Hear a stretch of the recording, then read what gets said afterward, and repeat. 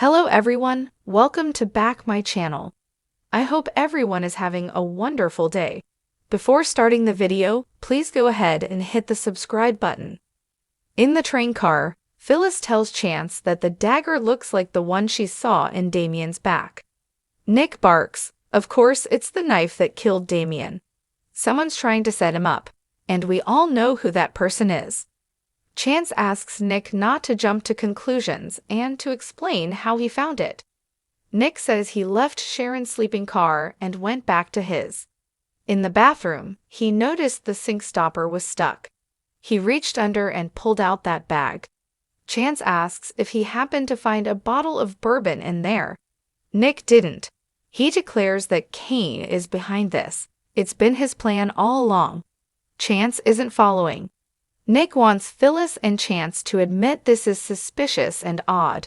First, he didn't understand why Chance was invited. Why not hire a private security team if he thought his life was in danger? If he thought one of his guests had homicidal intentions, why invite them into his home? Chance says they can't make assumptions about who the killer was targeting. Nick thinks Cane wanted Damien dead because he had something going on with Lily. It also could have been business. He wants Chancellor, so framing him is revenge on the Newmans, or a distraction from his next move. Chance and Phyllis aren't buying it. Nick fumes. Nick keeps arguing his case as Phyllis assures him that she is on his side. She'd kill anyone who would try to frame him for murder. She just can't understand why Cane would set this up. They speculate that Cane may have known about Lily and Damien before now. Nick tells Chance about Adam coming to tell them Cane was buying up real estate in Genoa City, and that Chelsea had seen him there. He obviously has contact with the outside world. Chance is stunned that there's a way out of there. Nick says he wants to keep them trapped so his little game can play out. Chance wants to stick to the facts.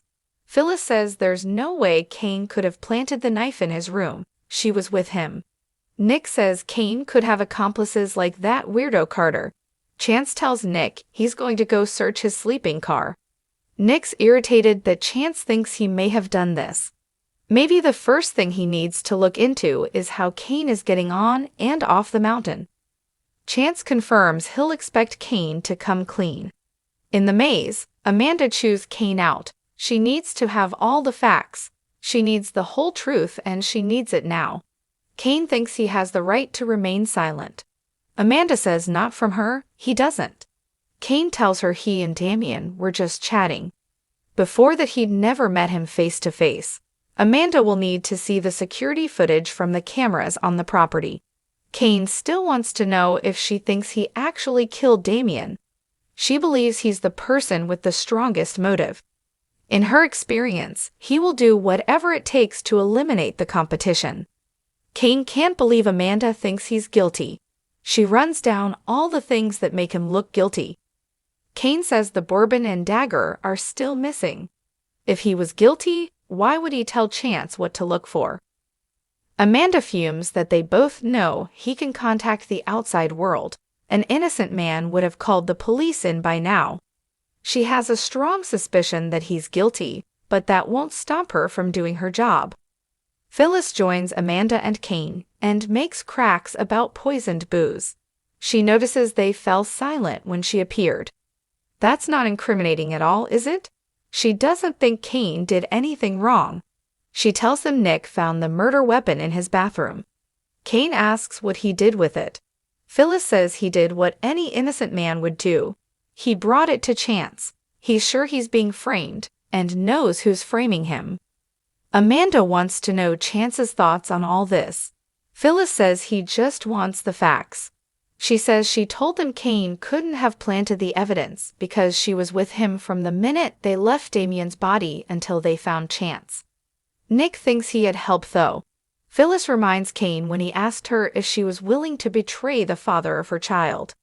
She never agreed to sit back while he was framed for murder. Cane suggests maybe Nick is the one setting him up. Cane says the Newmans are threatened by his impending return to Genoa City. Nick may have tried to kill him, and his aim was bad. He then put the weapon in his room to make it look like he's being framed. Phyllis defends Nick, and Amanda points out an innocent man goes to the authorities as Nick did. Phyllis thinks they need to launch a secret investigation of their own. In Victor and Nikki's train car, he's doing a crossword puzzle when his wife awakens with a start. She just had a terrible dream about their children. Victor gives her a tea to calm her nerves. Nikki shudders that the dream was so horrible and real.